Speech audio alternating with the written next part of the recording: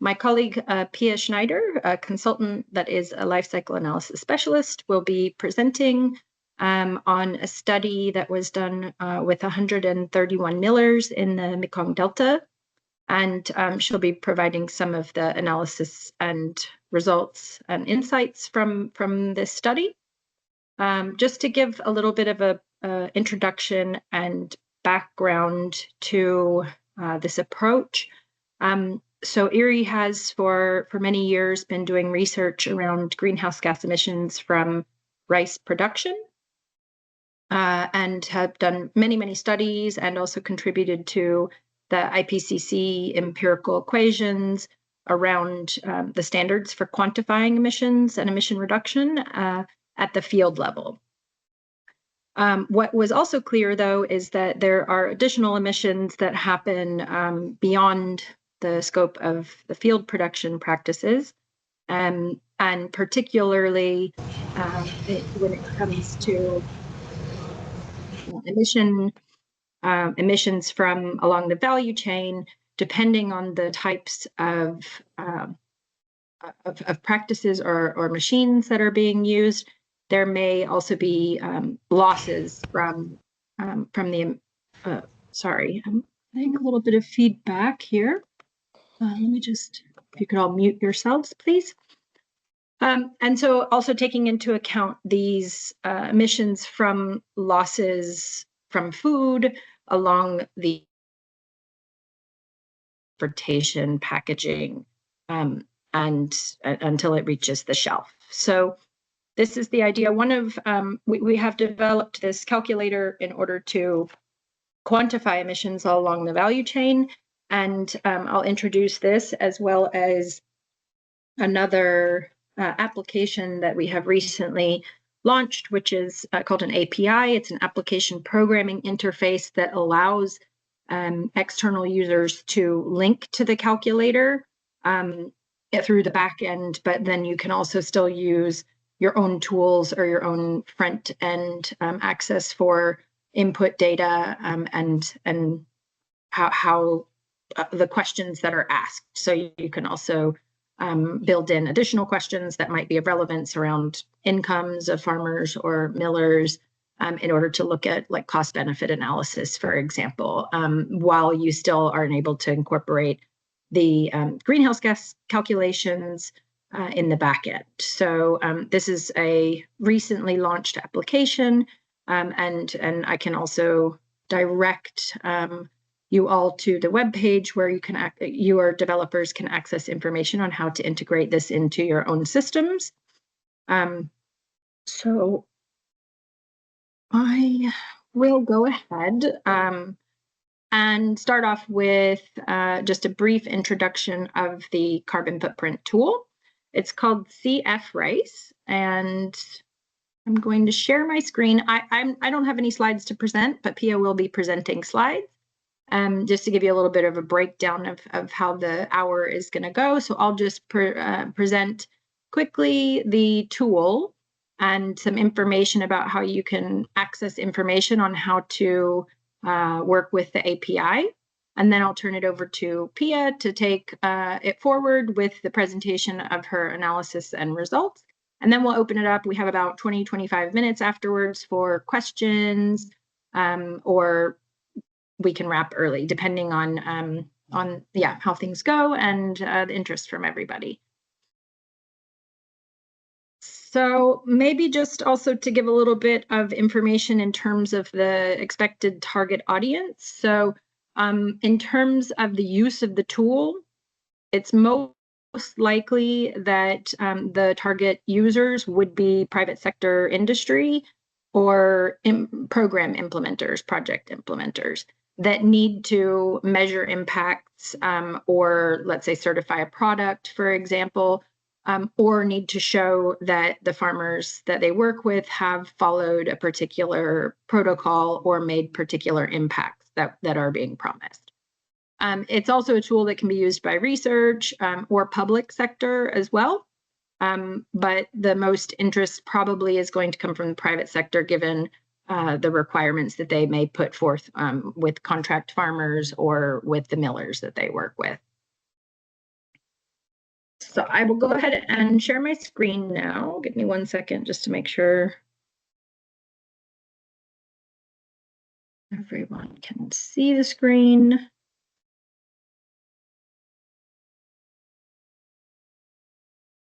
Okay. Can you give me a thumbs up if you can see my screen now? Yep. Okay. Great. So to access this tool, you can go to the website cfrice.erie.org. And if you type this into your browser, it will take you to the landing page. Yours will look a little bit differently because I've already entered some products, but you should just see this example product on the landing page here. And as I mentioned before, this is a tool that enables the calculation or quantification of the carbon footprint of rice. And the reason why we use the term carbon footprint here as opposed to emissions is that it is adjusted to give you based on the product output. So it means that instead of giving you tons of CO2 equivalent per hectare, the tool converts this to tons or kilograms of CO2 per kilogram of product. So that's the main distinction there, is that it is product scaled as opposed to area based. So to use this tool, you can first go into the button here that says Create New and click on that. That will take you to a few of the input screens. So the left side here are each one of these is a page that has maybe 2 to 5 questions per page on it. And there are also default responses. So, you're not expected to know all of the answers to all of these. And you can also use the default ranges if you're not sure. So just to show an example here, I'll name this batch 2.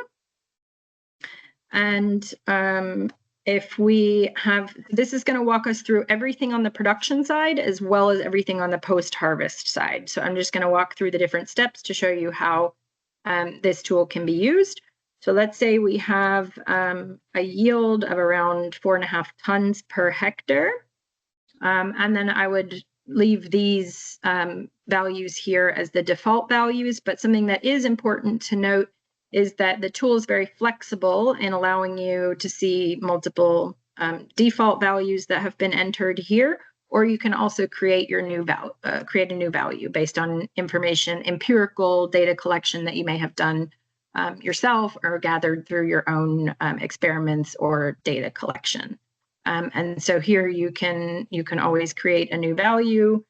So let's say we have taken emission greenhouse gas closed chamber measurements at field level in, let's say, in Haryana in India. So if that's the case, then let's say we have established that the methane emission factors in this region are around 1.5 kilograms of methane per hectare per day.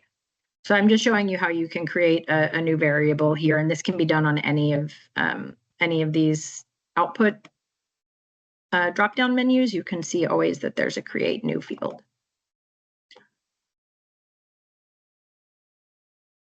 Okay, so moving to the next, there's a couple of questions around the crop establishment. I'm not going to spend too much time on these since these are more on the field side, and I'm actually going to spend a little bit more time on the post-harvest activities. But if you do have any questions about these, feel free to put them in the chat, or you can ask.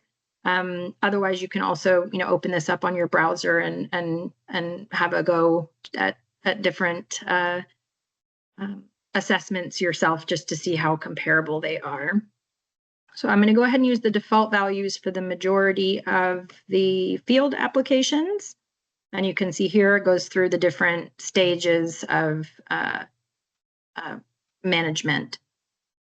So then we get over to the post-harvest activities. So we've got some different input entries that you can have for the types of harvesting and how the straw is managed.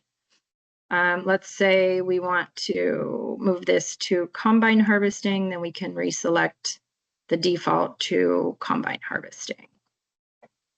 Once we get into the post-harvest management section, you'll notice here that they're, depending on the method, so this is for drying, and we have sun drying, and then a couple of other types, common types of dryers in South Asia and Southeast Asia, which have some default variables there. So let's say we go ahead, select the flatbed dryer, and then you'll see these values change according to that. These have two values associated with them. One is the emission value, and the other is the loss, the grain loss percentage. And that's important because if you look at the difference between sun drying, for example, there's it's a manual activity, so there's no greenhouse gas necessarily, but you do have higher losses. And so that results in these indirect emissions from food that was grown and produced emissions and then wasted or lost along the value chain.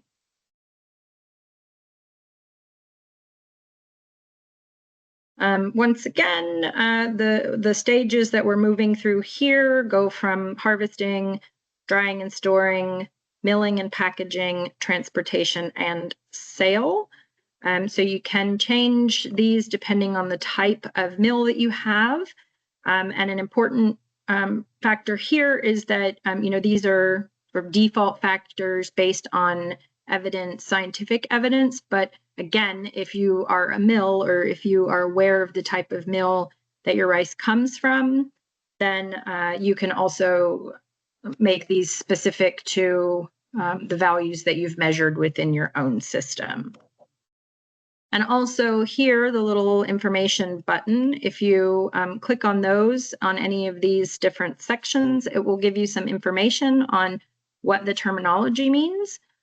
So here we have just kind of basic and modern technology, and what we mean by basic is either a diesel or gas engine, and white rice is the product. Versus if we go down, you can see there's also an electrical modern technology that differentiates between whether brown rice or white rice is the resulting product. And again, as I mentioned before, there's just different stages of these. This is the packaging, and again, you can also create your own factors if you have information there. The other input data that is required here, if you're going to change the factors that are there on the default, are around transportation. And so you may have information if you're shipping internationally. Let's put in 2,000 kilometers, for example, that once it's left the field, it goes to the mill, that's where the final destination for the food, for example, ends up. And you can also add different forms of transport, or maybe it's the same form, but there's different stages of this that happen. Finally, you can also enter here the value of the product. And so, depending on the market and the country where the rice is from and where it's going, these values may change significantly. And they also can, Pia will go into a little bit more detail, I think, on these and how the usage of the product at the end changes from being a waste or a used product that goes to market. So if we click finish there, then what we will see in the output is some visual representation of the emissions based on each stage. And you can see very visually here that the water management and soil management is the largest chunk of where greenhouse gas emissions come from. But if you also wanted to hone in just on the post-harvest practices, you could see here, for example, that the majority of emissions are coming during the harvesting stage. And so this allows companies or individuals or research organizations to target where an intervention that is going to have the highest impact, where you may need to do that. Further, it also breaks down, the emissions based on the carbon footprint by kilogram of product, as well as the intensity. So this is based on the yield scaled product. Finally, there's a few more of the kind of graphic visual parts of the analysis here where it breaks down at the different stages. So during cultivation, harvest, and post-harvest, or what are the parts where you're seeing the majority of emissions accumulating, and then what's the impact on losses. So here you could target, where the majority of food losses are coming from. So if you wanted to have an intervention at the post-harvest stage, then you would know, where you might want to invest and what that would look like in terms of reduced losses and improved emissions or emission reduction. And I think one more thing to feature here is that there is a QR code that's produced where all of this information here on the product details, as well as the emissions and the breakdown of all of this information are stored. And so, depending, this could also be something that's generated on the front end from your own tool, for example, if you use the API, which then allows for the tracking, tracing of what practices happened, and can also be used then for labeling purposes and or certification or verification purposes. So I'm going to, I will show one additional website. So the cfrice-api.erie.org will take you to a web page that gives instructions to developers. And so this will basically a developer could walk through each step of this to be able to program on the front end what would be needed in order to basically send this request through and get a response of the greenhouse gas emissions for the product. So this website is basically an instructional website for developers or for people who can do programming. In order to access this, the API, I do need to provide a password or like a special key for developers. So if there's interest here, please let me know and I will generate the passkey for you. And then on your own end, then you can fill in this information and program the detail, which would then allow you to already start generating carbon footprint assessments on your end. I'm sure there might be some questions around that. So I think we can either open it up for questions if anyone has any questions now, or we can move ahead to Pia's presentation on the analysis. I will stop sharing for now anyway, and then please put your hand up or a question in the chat if you have any questions. I see that Sumita has her hand up.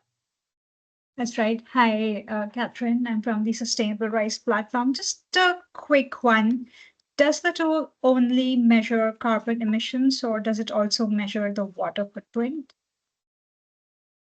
It does not measure the water footprint, no. That is a good question. It doesn't measure only carbon either. It also takes into account methane and nitrous oxide as well as CO2, and then they're all normalized to the CO2 equivalent. But it does not currently measure the water footprint. That would probably require a mechanism for the actual like volumetric measurement. We could assess based on scientific studies the amount of emission reduction if you were to change practices from, let's say, continuous flooding to AWD. We know that there have been multiple studies done on that, and so we could provide an output that says this is, the average water usage reduction when changing from one practice to another, based on empirical evidence. But we would not be able to measure that directly unless you could have a volumetric measurement. Got it. Thank you, Catherine. Okay, sure, no problem. Any other questions up front? Otherwise, I think I will turn it over to my colleague Pia, and then we will also take questions afterwards. So yeah, please feel free to either write those into the chat if you can't remember them, or write them down so we can ask at the end of Pia's presentation. Okay, I will go ahead and turn it over then to you, Pia. And just a brief introduction for Pia is that she's a consultant that's been working with Erie for the last 3 months, but she also worked extensively with Erie a number of years ago during her studies, and has been involved in different aspects of greenhouse gas emissions and data collection and analysis. So we're very happy to have her back with us for a couple of months. And she has done an analysis, a life cycle analysis or carbon footprint analysis using the CF RISE tool on this set of data that we collected. So welcome, Pia, and please go ahead and take it away. Thanks. Okay, thank you very much. Also welcome from my side, and thanks for taking your time to be here today. I'm going to start to share my screen. Can you hear me well? Okay, perfect.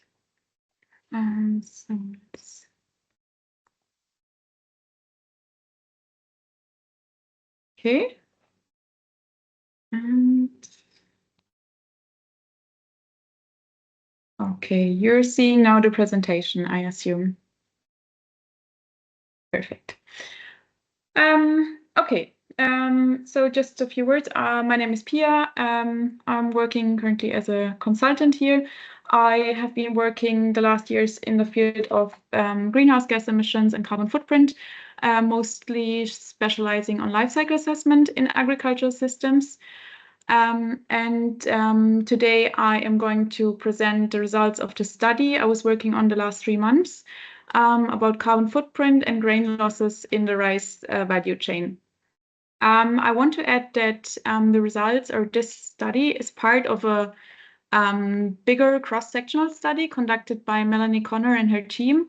And the interviews were conducted in March and April 2024.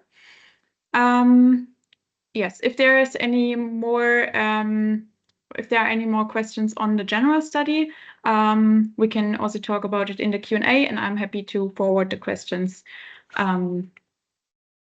Okay, let me just begin by giving a brief introduction to the topic about carbon footprint of rice and why it actually matters. So as we all know, rice is one of the most important staple foods globally, and about half the world's population consume rice on a daily basis. What is also known is that rice emits a large share of greenhouse gas emissions. In Vietnam, it's about 25% of the national emissions are coming from rice production. It's mostly attributed to methane emissions. However, the emissions from the harvest and post-harvest processes are often overlooked. So partly because they fall under a different sector in the emission inventories. However, if we're looking on the rice value chain and the greenhouse gas emissions from the whole rice value chain, these stages can contribute up to 25%. Just a few words on the Mekong Delta and its significance. It is Vietnam's most important rice-producing area. We have quite high yields. In the winter-spring season, I received data from the MRD, and the winter-spring season has yields of around 8 tons per hectare. The region has a very strong extension network, has a very good infrastructure, and there is a lot of data available. So it's actually a great location for research and also scalable interventions. Okay, now let me turn to the study itself. We conducted a value chain analysis focusing on the grain loss rates and identified mitigation opportunities within the whole rice value chain. The study was carried out in 4 provinces in the Mekong River Delta. So it was An Giang, Dong Thap, Can Tho, and Sok Trang, and it involved 131 rice millers. What makes the study so special for now? It is the first time that the carbon footprint tool was actually applied to such a large data set. And this makes it a comprehensive study, and it covers the emission from the crop production to the final outlet. So we were looking at emission hotspots, grain loss rates, and mitigation opportunities. And we were also linking grain loss rates and the carbon footprint. And by this, we can actually bridge two very important topics, food security and climate change. In the following slide, I will give a very brief overview of the methodology.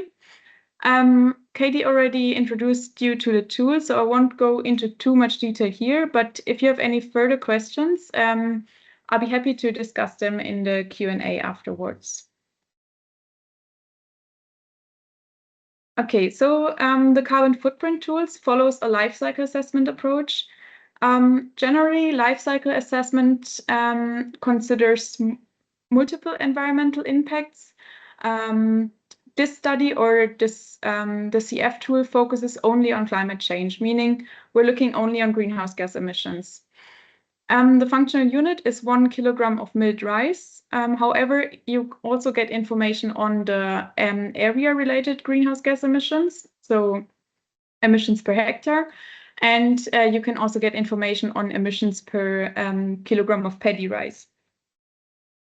In the image here, you see the system boundary. So we have the cultivation phase and harvest and post-harvest. In the cultivation phase, we consider inputs such as seeds, fertilizer, machinery, equipment, and in the harvest and post-harvest phase, we consider the whole value chain in the processing. So from the harvest, drying, milling, packing, storage, and transport. Yeah, just a few words on the outputs. So in general, we have milled rice, rice husk, rice bran, straw, as output, and we also get information about the losses.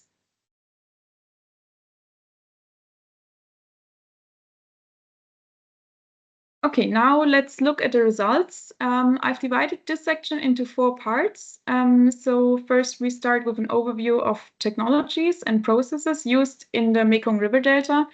So you can get an understanding of the rice value chain and the whole processing phase. Then I will talk about the key findings on the carbon footprint and looking on emission hotspots. In the next chapter, we will focus on the grain losses and their impact on the carbon footprint. And finally, a discussion on the mitigation potential within the rice value chain. Okay, starting with the first part. Drying is the first step in the post-harvest process. Most millers reported to use flatbed dryers, which primarily rely on electric energy. We also observed some interesting regional variations in the energy sources used for drying. So especially here in this graph on the right side, you see the different provinces. And you see 3 different colors. The lower one is if they use rice husk or if they use only rice husk for the drying process. The green one is if they're using a mix of rice husk and electric energy. And the black one is if they rely solely on electric energy. And we can see some interesting insights. So Anjang is mostly using rice husk or a mix of rice husk and relies only to a very low part to the electric energy, while in Dong Thap, electric energy is dominating.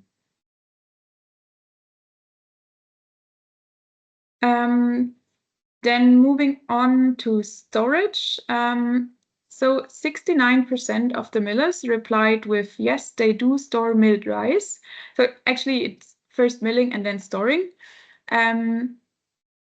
However, the storage period is reported to be less than 6 months. And 32% of the millers who who reported that they do store the rice reported also storing losses ranging between 0.5 and 30%.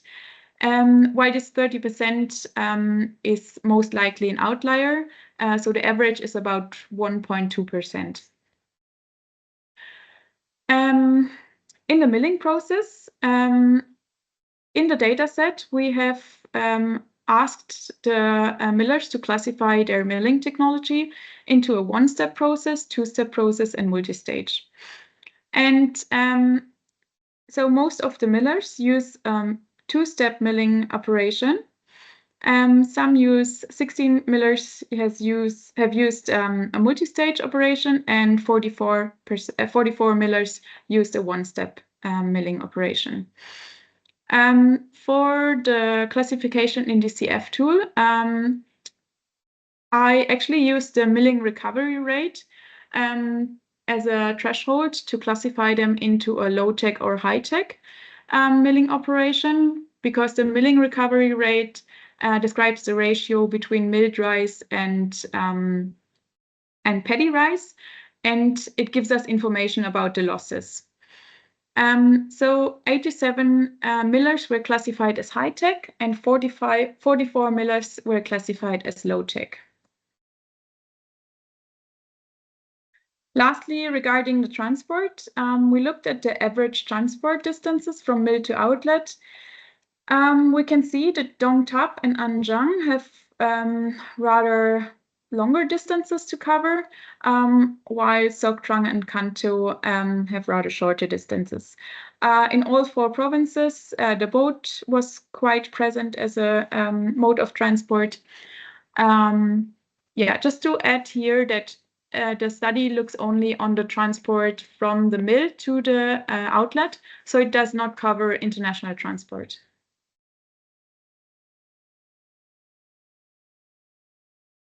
Okay, now let's turn to the carbon footprint and emission hotspots in the Mekong River Delta.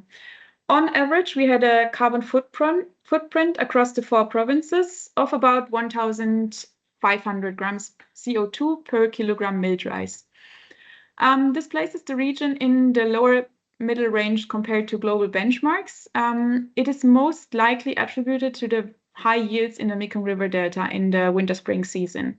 So we have about 8 tons per hectare.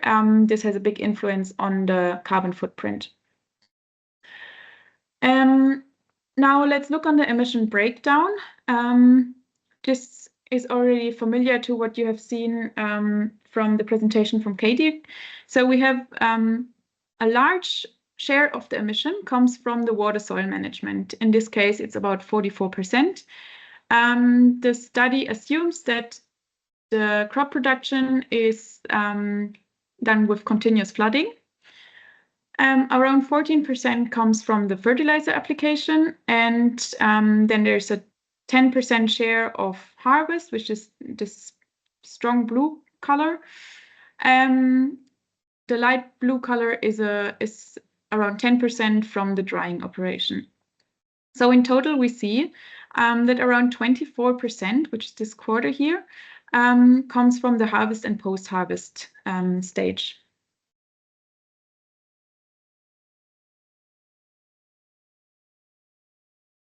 Now, looking at the regional variations, we see some interesting differences. We see a trend. So An Giang has the lowest carbon footprint, while Dong Thap had the highest carbon footprint. And of course, I was wondering what's the reason behind. So my initial assumption was that the differences must come from the yield, since yield is typically a very strong influencing factor. But looking at the yield, we could see that An Giang and Dong Thap had almost similar yields, and Sok Trang had the lowest yields. So it is not the yield, and the differences had to come from the post-harvest activities. And indeed, 2 factors stood out. First of all, the greenhouse gas emissions from the drying. So we could see similar patterns in the greenhouse gas emissions from the drying. An Giang had the lowest emission, while Dong Thap had the highest emission.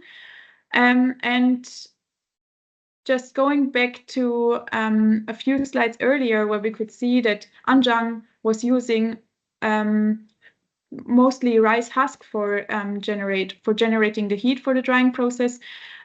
This is a very good explanation for this for the influence in the carbon footprint.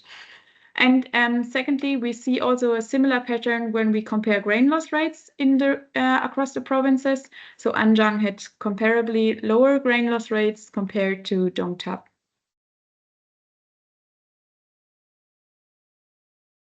Okay.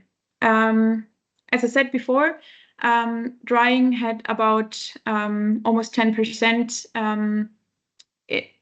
The drying took the emissions from the drying were about 10% of the total emissions in the carbon footprint, and the energy source is a critical factor here. So based on our data, if millers used only electricity, the drying stage contributed about 10.6% to the total carbon footprint. If they used a mix of electricity and rice husk, the carbon footprint or the contribution to the carbon footprint was lowered to about 5.5%.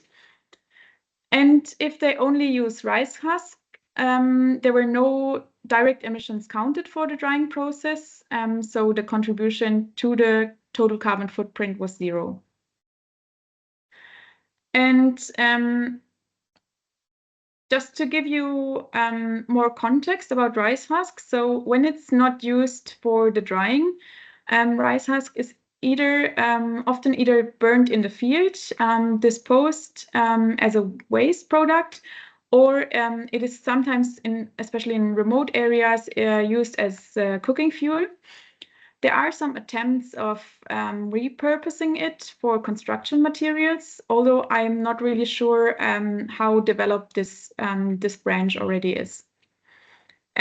So using rice husk for drying of paddy rice could actually be a great circular economy opportunity, because we could convert agricultural waste to renewable energy and reducing carbon intensity.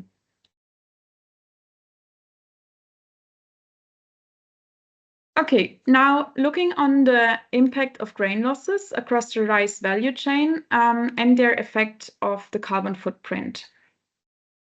So grain loss rates across the value chain range between 1.2% from storage up to 8% in the milling process.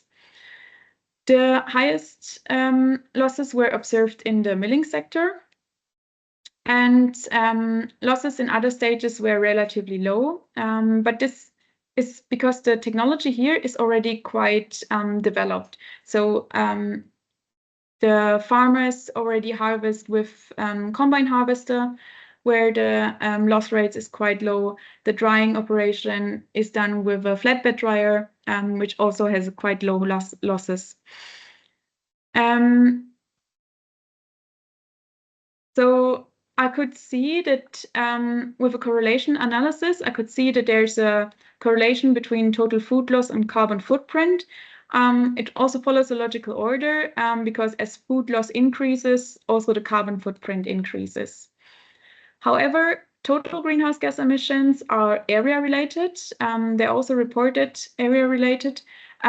So the impact of grain losses during the production is not reflected in this number. That's precisely why it's important to actually account for the carbon footprint, because the grain losses are taken into account here. An example from the milling process, because we had here the highest impact on the carbon footprint. Each % increase in milling loss adds about 42 grams CO2 per kilogram milled rice.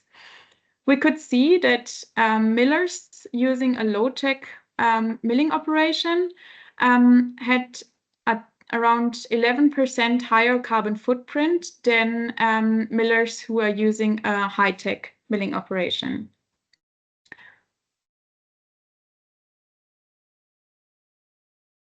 Okay, now let's move on from the observation to the scenario analysis.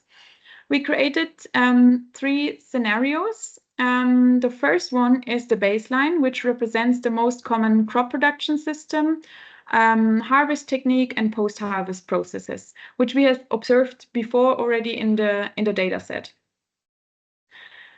So we have continuous flooding, straw burning, nitrogen use is calculated as 20 kilogram N per ton of yield. We have a low-tech milling operation, and we use a mix of electricity and rice husk for the drying. So basically, I used the average from those 4 provinces to create the baseline scenario. The S1 scenario is representing the field level interventions. So what happens if we implement AWD on the field, improve the straw management, so no straw burning, and reduce the nitrogen application rate to 120 kilograms N per hectare. And the second scenario is a combined field and post-harvest scenario. So we include all the field level interventions and add 2 post-harvest interventions. The milling technologies are upgraded, so the grain loss rates during the milling process are reduced to 4%. And rice husk is used for the drying operations. And the result is, so the biggest impact are, of course, the field level interventions. So from the baseline to the S1 scenario, we have a reduction of 34%. And interventions on the post-harvest stage added an additional 9.3% reduction. Maybe I can also share here some results from the 10,000 farmer studies. Colleagues from IRI just recently presented the results, or at least preliminary results. And some interesting insight was that that farmers in the Mekong River Delta already apply AWD, and nitrogen fertilization, the N rate, nitrogen fertilizer rate, was already mostly around 120 kilograms per N per hectare. So this means that the baseline, which I created here, is already outdated, kind of outdated, at least in the Mekong River Delta. And the S1 scenario is almost already the new baseline. I mean, still straw is still burned on the field. But yeah, the baseline has already shifted towards the S1 scenario, which makes mitigation options in the post-harvest production phase even more important.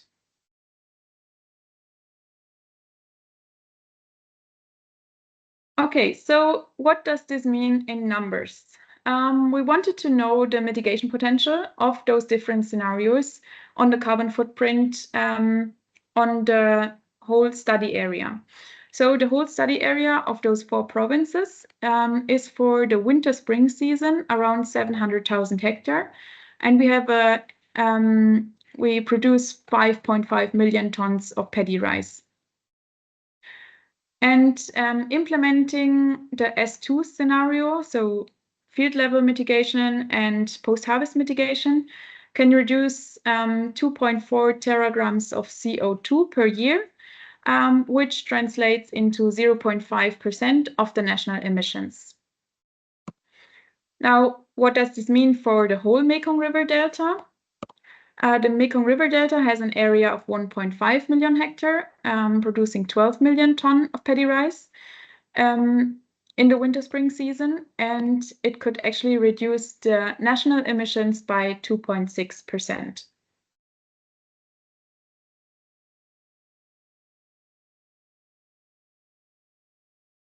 Okay, so I will wrap it up, the key findings. First of all, field level emissions are the main contributor in the rice value chain. However, harvest and post-harvest processes account for around 24%, and it's actually a significant share, which is often overlooked when we're talking about emissions. Second, technology matters.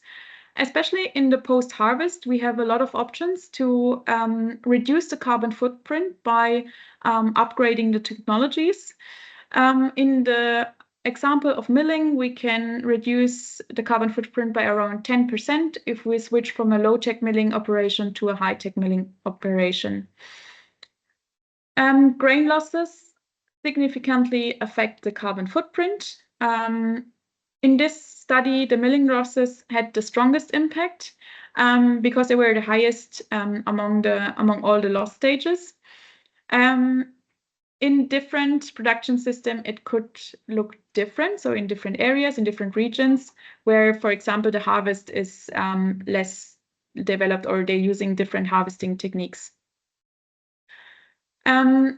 Combined mitigation interventions, as we saw in the scenarios, field level and post-harvest, can lead to a total reduction of up to 44% in the emissions. And especially in lower yield systems, efficiency improvements have a bigger relative impact than in high yielding systems. And lastly, carbon value beyond the field. So post-harvest improvements contribute to additional emission reductions and are also a great carbon credit opportunity throughout the whole value chain.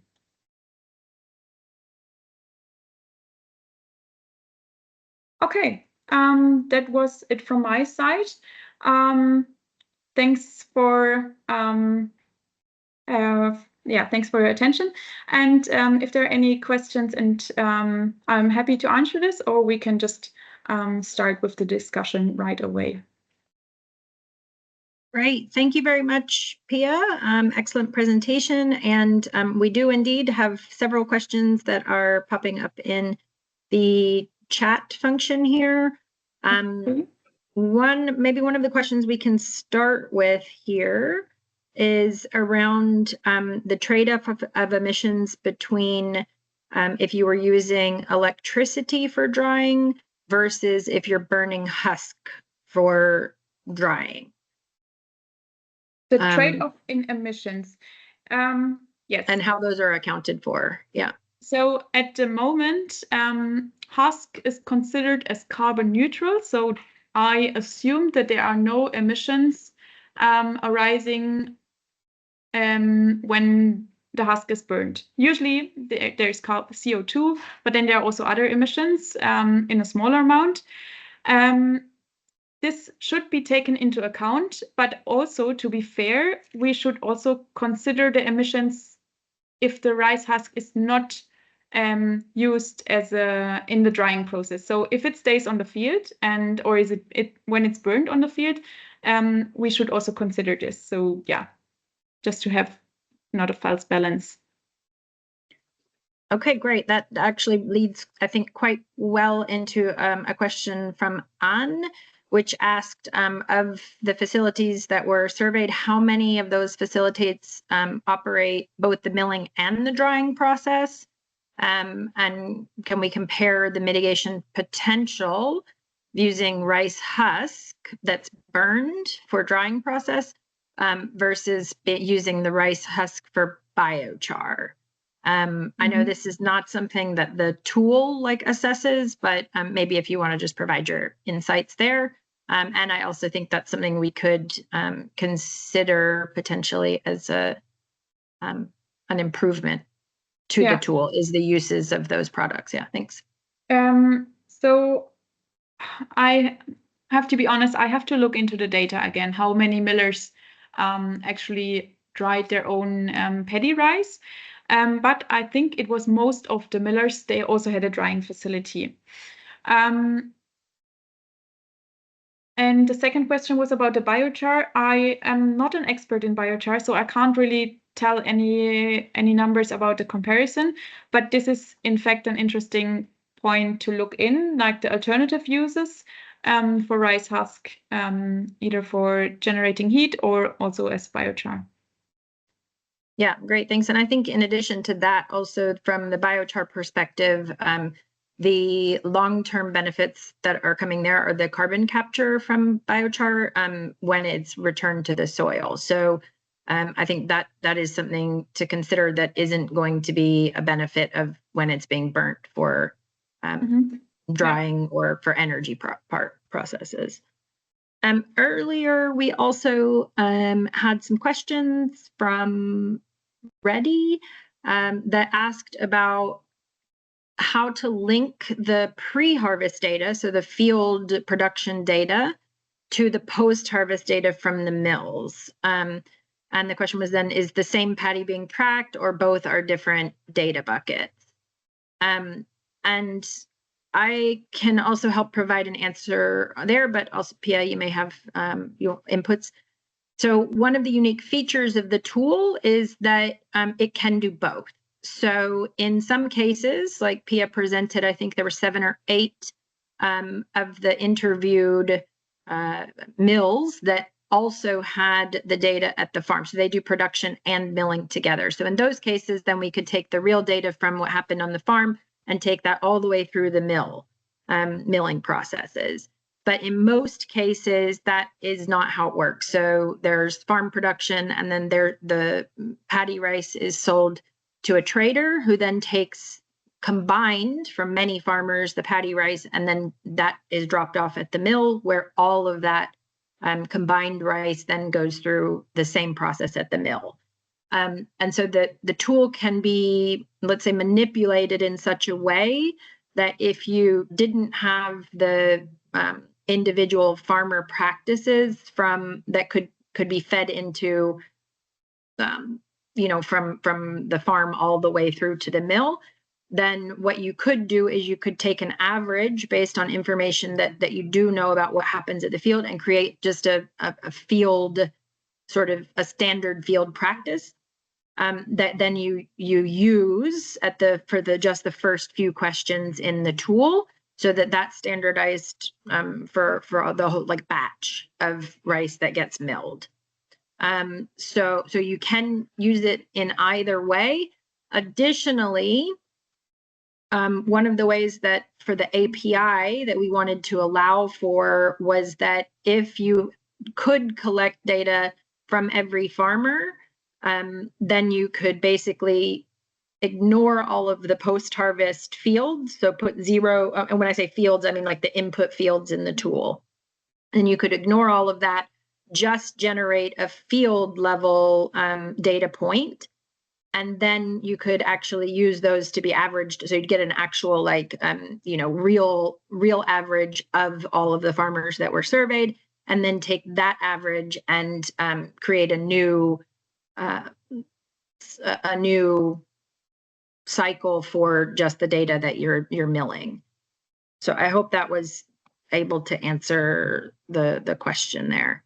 And we had some other questions that were around the weight loss measurements that you presented in terms of 4 to 8% loss of weight during the milling process, and was that due to moisture? But the moisture is normalized. Yeah, go ahead. It is the actual grain loss. So the weight loss due to moisture is already accounted for during the drying process, so this is already considered. But during the milling, it is the grain loss rates. Okay, great, thanks. We also have a question here that's on if harvest losses happen at the farm. Is the return of nutrients to the field considered in the impact analysis? And then another question there is, how are N2O and CO2 from water management estimated in the calculator? Would you like to take those? Yeah. So I start with the last one, N2O and CO2. They are estimated with an emission factor, which when you choose the water management, either continuous flooding or multiple aerations, you select an emission factor, and those emissions are covered. Why are the biogenic from burning rice husk? Okay, this we answered. If harvest will happen at the farm, No, the return of nutrients is not considered here. It would be an interesting study, but this would go into more detail, and it would be like a broader life cycle assessment study. I think the strength of the CF tool is also that it's a tool which uses emission factors. So it's a very user-friendly tool, but that's kind of the compromise that you cannot go into too much detail on in certain aspects.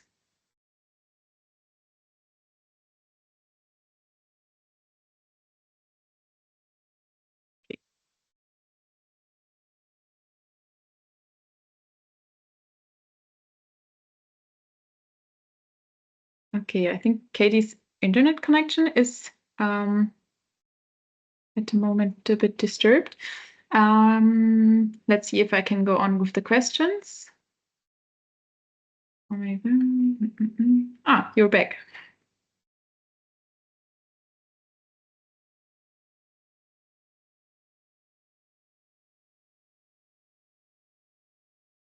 Katie, you're back? Yes. Yes, I'm back, but you're also free to go ahead with the questions. Yeah, sorry, just to cover that one on the harvest losses. So if you're accounting for nutrients in terms of like if the straw and the grain that's lost at the field is then incorporated into the field, there are input parameters where you can change that. So let's say if you knew that you had a certain amount of weight of additional grain loss, you could treat that in terms of weight of organic matter. But in that case, the seeds or the grain that's lost is treated the same as like the weight of straw in terms of its contributions to the nutrients that you return to the field, which might not be completely accurate. So as Pia mentioned, that might be a side study that would be interesting to see if it would be important to factor that in. Okay, apologies, we can, sorry about my internet connection here. I just got dropped off. Okay, maybe I think there's just the one question left on the 1-step and 2-step proportion seems very high. So how much of it is subsistence? How much goes to market? Any insight here? I unfortunately don't have any insights what happens after the transportation to the outlet. So I can't really say how much is going to the export, how much is going to subsistence.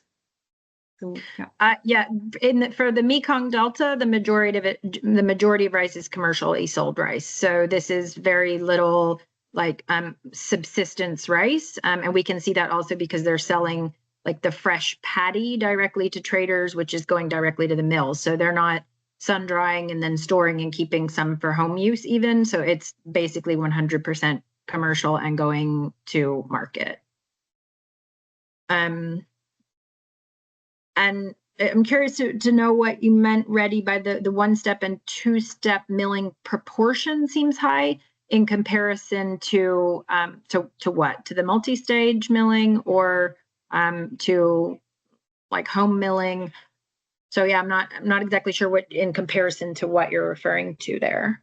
But we have reached the end of the hour. I really appreciate that we had good engagement in the questions. I'm sorry that we couldn't open it up for a little bit more interaction, because that is always very useful also for us to gain insights on how the tool can be improved and how it can be used by different target users. So what we would generally encourage, I think, now is ways of testing and being able to provide us different types of, your feedback on your experiences and how we can, really kind of move the analysis that's provided by the tool forward so that it's useful for, if it's private sector or if it's cooperatives or millers or researchers, just to be able to understand essentially